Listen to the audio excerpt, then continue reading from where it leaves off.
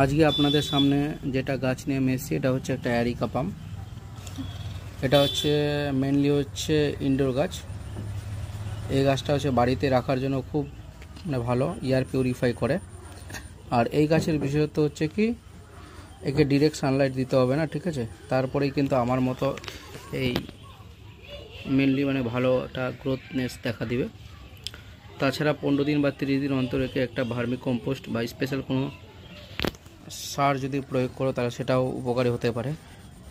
এক কথায় তাহলে একে যদি আমরা ভালো একটা গ্রোথ দিতে চাই বা পাতাগুলো দেখছেন, পাতাগুলো যদি গ্রিন রাখতে চাই, তাই মেনলি আমাকে মাথায় রাখতে হবে দেখে যে করে হোক ডিরেক্ট সানলাইট যাতে না পড়ে, ঠিক আছে।